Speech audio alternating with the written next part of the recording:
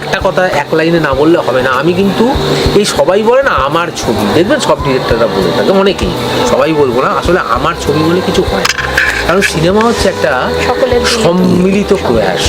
হ্যাঁ, আমি দুটো মানুষকে পেয়েছি, যাকে আমি আর একটা মানুষ, তার নাম হচ্ছে শ্রীরাম মজুমদার।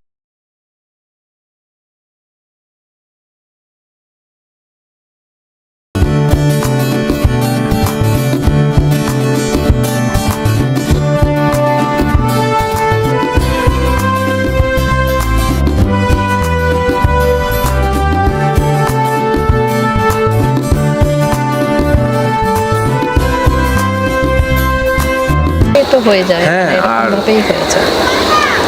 আসলে এগুলো খুব বলতে গেলে না আমি একটা আবেগ, অবশ্যই এই জায়গাটা, তো সেই কারণেই আমার ওই দিদি ভাই, আপনি বলতে পারেন এই যে আজকে আমি এই সিনেমাটা নিয়ে থাকতে পেরেছি, চাকরিটা যে ছাড়তে পেরেছি, মানে এই আজকের দিনে দাঁড়িয়ে একটা চাকরিকে ছুঁড়ে ফেলে দেওয়া, হ্যাঁ মানে বেশ কিছু বছর হলো, এবং যথেষ্ট ভালো চাকরি করতাম আমি। এইটা কিন্তু সত্যি কথা বলতে আমার দিদি ভাইয়ের জোর না থাকলে আমি পারতাম, সত্যি পারতাম। সাপোর্ট লাগেই, মানে একটা এমন একটা ডিসিশন আপনি নিচ্ছেন, মানে ভয়ঙ্কর, হ্যাঁ এটা ভয়ঙ্কর ডিসিশনই বটে। আজকের দিনে দাঁড়িয়ে এটা একটা ভয়ঙ্কর, ভালো লাগাটা না থাকলে হয় না। তো আপনার তো স্ক্রিপ্ট রাইটিং বলছেন যে সেই একেবারে সেই ছোটবেলা থেকে আপনি, ওই জন্য আপনি আমার কিন্তু বাড়িতে প্রচুর, মানে প্রচুর লেখা জমে আছে, প্রচুর লেখা আজও জমে আছে, খুব প্রচুর লেখা জমে আছে। তো ওই যে আপনাকে যেটা বলছিলাম যে এই আমি ধরুন একটা সিনকে ক্রিয়েট করতে হবে, আমি ওই ছোট্টবেলা থেকে ভাবতাম। আর এই আমি ওই আর আমার বাবা তো ওই ধরনের ছবি দেখতেন, ঋত্বিক ঘটকের ছবি দেখতেন, মৃণাল সেনের ছবি দেখতেন, সত্যজিৎ রায়ের ছবি দেখতেন, ইত্যাদি ইত্যাদি। আমি ছোটবেলা থেকে ওদের ছবি দেখতাম। আর আমি সিনেমা দেখলে না আমার মনে অজস্র প্রশ্ন আসতো। এটা কিন্তু দরকার, মানে কোনো কিছু করতে গেলে না প্রশ্ন যদি যতক্ষণ না আসছে ততক্ষণ সেই সম্পর্কে জানাটাও কিন্তু যায় না। প্রশ্ন আসাটা ভীষণ জরুরি। ঠিক কথা, যে কোনো কিছুর ঠিক কথা।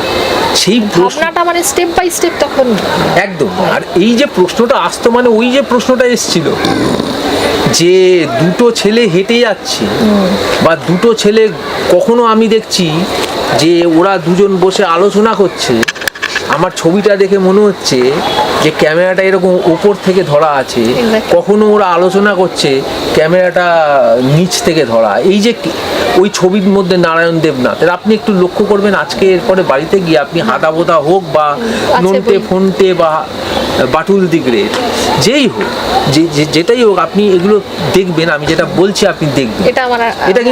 এটা কিন্তু সিনেমা শিখতে খুব সাহায্য করে, খুব সাহায্য করে। হ্যাঁ, এইটা আমি বাবাকে এই প্রশ্নটা করলাম, এইখান থেকে যে শুরু হলো। তারপরে আমি এই শর্টগুলো দেখতাম, বুঝলেন। আসলে আমরা শর্ট বলি তো, ফিল্মের শর্টটাই কিন্তু আসল, জানেন তো। আর এখন খুব খারাপ লাগে যখন আমি সিনেমার সঙ্গে যুক্ত মানুষজনকে বলতে শুনি গল্পটা কেমন। আমার না আসলে সত্যি বলতে কি জানেন, আমাকে অনেকেই আমাকে, আমার যার সঙ্গে যারা কাজ করে আর কি, যারা একসঙ্গে আমরা কাজ করি, তারা আমাকে সবসময়, ওরা আমার ছোট ভাইয়ের মতো বলতে পারে। আমি প্রত্যেককে খুব ভালোবাসি, কিন্তু ওদের অভিযোগ একটাই যে দেবাশিস দা, তুমি এমন এমন কথা বলো, যারা প্রডিউসার ওরা তোমার সঙ্গে কথা বলার পরে ভয়ে পালিয়ে যাচ্ছে। আমি বললাম খুব স্বাভাবিক, কারণ জানিস তো এখন সেটা, মানে তার পিছনে কারণ হচ্ছে কয়েকটা মানুষ। প্রথম আমার বাবা, অবশ্যই, হ্যাঁ, ওই ছোট্টবেলা থেকে শিখতে শিখতে বড় হওয়া। তারপর এমন একটা মানুষের সঙ্গে আমার আলাপ হলো, বুঝলেন, যে মানুষটারকে আমি আজকের দিনে ভাবি, আমার সঙ্গে আলাপ হলো তরুণ মজুমদারের, বুঝলেন, যাকে আমি খুব, মানে আমার অন্যতম গুরু মানে সান্নিধ্য পেয়েছেন? হ্যাঁ হ্যাঁ, অবশ্যই পেয়েছি। এবং আমায় খুব ভালোবাসতেন উনি, জানেন। মানে আমি প্রথম যখন ওই 2006 সাল তখন ওনার একটা ছবি প্রিমিয়ার হয় বিজলি সিনেমাতে, আচ্ছা, সেটা হচ্ছে চাঁদের বাড়ি।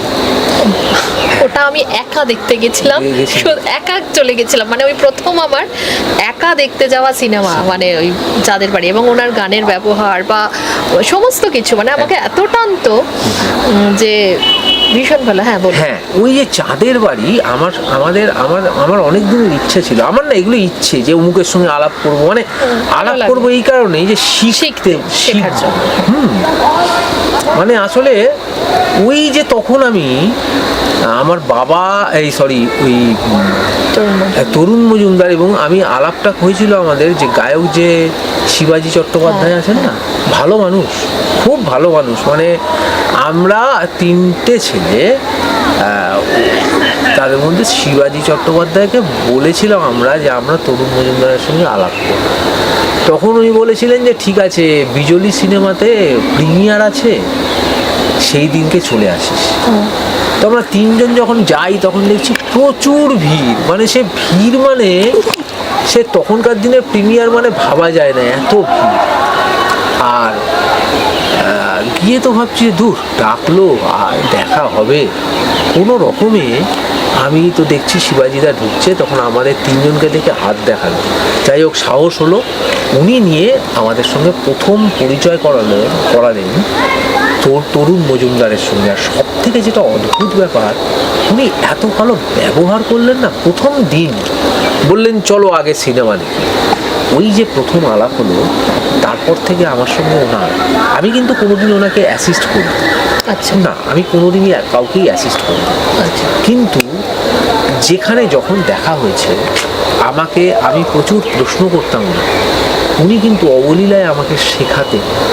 এবং আমি ওনার কাছ থেকে যে জিনিসগুলো শিখেছি, মানে কি বলবো, মানে আজকে উনি নেই, ওনার পাণ্ডিত্য, ওনার জ্ঞান, আপনি ভাবতে পারবেন না একটা মানুষের পাণ্ডিত্য কতখানি হতে পারে। দু একটা যদি দর্শকদের মানে দর্শকদের বলতে পাণ্ডিত্য মানে কি, উনি আমাকে আসলে কিভাবে, হ্যাঁ মানে উনি এই যে বললাম, এই যে করে আমি মানে উনি আমাকে কতগুলো জিনিস বুঝিয়েছিলেন। আমার এখনো মনে আছে যে ধরো একটা সিনকে আমি ক্রিয়েট করছি, তার সঙ্গে এডিটিংটা কি করে করবো আমি ঠিক ওভাবে বোঝাতে পারবো না, মানে এতটা সময় নেই। কিন্তু যেটুকু উনি আমাকে বলেছিলেন সেটা না, আজকে আমি সত্যি কথা আমি শিখেছি।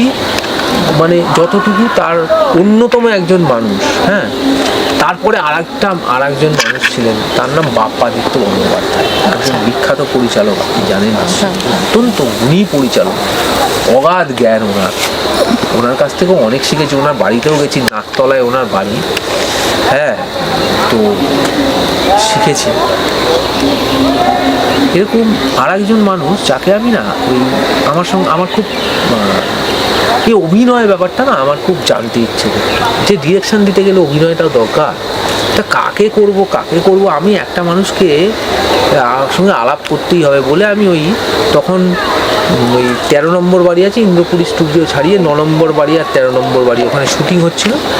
তো আমার ইচ্ছে ছিল কার সঙ্গে আলাপ করব, রমাপ্রসাদ বন্দ্যোপাধ্যায়। বাবা, উনিও তো একজন ব্যক্তি। তো আমি যেখানেই দেখতাম ওনাকে না শুধু প্রণাম করতাম, আর কিচ্ছু বলতাম না, হেসে চলে যেতাম। তাই একদিন উনি আমাকে জিজ্ঞেস করলেন যে কেন আমি শুধু কিছুই ওনাকে জিজ্ঞেস করি না, শুধু প্রণাম করি। আমি তখন বললাম যে স্যার, আমি কিন্তু সবাইকে স্যার বলি না, হ্যাঁ, আমি ওনাকে স্যার বলি। স্যার, আমি আপনার কাছে শিখতে চাই। বললো আমি তো এখন ছোটদের শেখাই, বড়দের শেখাই না। তবে ঠিক আছে, তুমি তো এখানে আসো। আমি বললাম হ্যাঁ স্যার। তুমি এখানে কিসের জন্য আসো? আমি বললাম স্যার, সত্যি কথা বলছি, আমি এখানে আসি স্টুডিও পাড়ায় অভিনয় করবো বলে, আসলে কিন্তু ওটা মিথ্যে। তখন অবাক হয়েছে, বলছেন তার মানে? না, অভিনয় করার ইচ্ছে আমার নেই, আমার না ডিরেকশান দেওয়ার ইচ্ছে আছে। আর আমি তো লেখালেখি করি, আর ডিরেকশানের দেওয়াটা আমার উদ্দেশ্য। সেই কারণেই আমার অভিনয়টা জানতে হবে। সেই জন্যে আপনি যদি আমাকে একটা সময় দেন। উনি বললেন যে আমি তো এখানে আসি, তোমার যেসব প্রশ্ন তুমি আমার কাছে করবে, আমি তোমাকে যতটুকু সময় পাবো বলবো। আপনাকে আমি কি বলবো, আজকে উনি চলে গেছেন, আমি মানে ওনার কথা বলতে গেলে আমার মানে গলা ভারী হয়ে আসছে। একটা সত্যিকারের মানুষ দেখেছি আমি সত্যি বলছি, আমার মতন একটা নগণ্য ক্ষুদ্র মানুষের সঙ্গে উনি রাস্তায় দাঁড়িয়ে অবলীলায় হ্যাঁ 15 মিনিট 20 মিনিটও উনি ফাঁকা টাইমে দাঁড়িয়ে আধ ঘন্টা আমার সঙ্গে কথা বলেছেন। প্রকৃত শিল্পী। হ্যাঁ উনি হচ্ছেন ভালো মনের মানুষ না হলে উনি হচ্ছেন প্রকৃত শিল্পী এবং উনি ভগবানের মতন, মানে আমি শ্রদ্ধা করি ওনাকে। মানে আমি সত্যি কথা আজকে সেই সব দিনগুলো আমি ভাবি তো ওটা আপনার জীবনেরও বড় প্রাপ্তি। হ্যাঁ সত্যি আমার এটা তো প্রাপ্তি। হ্যাঁ সত্যি আমার প্রাপ্তি। এবং সেই জায়গাটা যেখানে আপনার ভালোবাসার জায়গা, আপনি অবশ্যই এনাদের সান্নিধ্য পেয়েছেন, মানে এটা বড় ব্যাপার। তারপরে আমি আরেকজন মানুষও আছেন, আপনি জানেন, যাকে আমি মনে করি উনি হচ্ছেন ফোকের এখন একটা স্টলওয়ার্ড পার্সোনালিটি, অভিজিৎ বসু। আচ্ছা। গান মানে ফোক গান, হ্যাঁ ফোকের যে সবাই যার মানে এই আপনি এখন দেখেন ইমন টিমন সবই অভিজিৎ দারই ছাত্র, হ্যাঁ সবাই। হ্যাঁ তো অভিজিৎ দা একটা মানুষ, মানে এটা ফোক নিয়ে না, এটা অভিজিৎ দার সাধনার মতো। যেমন আপনার গানের প্রতিও একটা, হ্যাঁ গান তো আমার আর একটা প্রেম বলতে পারেন। হ্যাঁ মানে চলচ্চিত্রের পরে গান। হ্যাঁ অবশ্যই গান আমার আর একটা প্রেম। তো ওই আমার এখনো মনে আছে সেই অভিজিৎ দা সঙ্গে আমি থাকতাম, আমাকে ছোট ভাইয়ের মতন ভালোবাসেন, আজও ভালোবাসেন। এবং আমি ব্যক্তিগতভাবে অভিজিৎ দার যে জ্ঞানের ভাণ্ডার, মানে সেটা যারা অভিজিৎদার সঙ্গে থেকেছে তারা জানে যে একটা মানুষের জ্ঞানের বিস্তার বলুন কতটা হতে পারে। সেই অভিজিৎদার সঙ্গে থেকে আমি শিখেছি যে মানে এই সঙ্গীতের ব্যবহার আমি কিভাবে একটা চলচ্চিত্রে করতে পারি, আবার সেই সঙ্গীতটা চলচ্চিত্রের বাইরে কিভাবে গাইব। মানে এই শুধু মাত্র দুটো ডিফারেন্ট। হ্যাঁ যেমন ধরুন আপনি আবৃত্তি করছেন, আপনি যদি একটা মঞ্চে আবৃত্তি করেন সেইটা একরকম, আর আপনি যদি একটা ফিল্মে আপনাকে দেওয়া হয় সেটা আর এক রকম। মানে এই যে ফারাকগুলো, এগুলো না আমি খুব এই ছোট বিষয়গুলো আমি না ছোট্টবেলা থেকে শিখতে বড় হচ্ছি। তো আমার আর একজন গুরু অভিজিৎ দা, আমি যদিও দাদা বলে ডাকি, সবাই কিন্তু ওনার কাছে নাড়া বেঁধে শিখেছে, আমি কিন্তু অভিজিৎ দার কাছে কখনো নাড়া বেঁধে বা ওইভাবে শিখতে যাইনি। কিন্তু আমি দায়িত্ব নিয়ে বলি, অভিজিৎদার কাছ থেকে যারা শিখতে গেছে তারা শুধু একটা ভাবছে স্যারের থেকে কীভাবে নেব, তাড়াতাড়ি করে নেব, আমি তো ওইভাবে নিইনি। তাড়াহুড়ো করলে না শেখাটা হয় না। কিন্তু আমি অভিজিৎদার কাছ থেকে প্রচুর কিছু শিখেছি, ওই জন্য অভিজিৎদাকে আমি অত্যন্ত সম্মান করি, শ্রদ্ধা করি এবং অত বড় একটা জ্ঞানী মানুষ। তাহলে এই যে এত মানুষজন যারা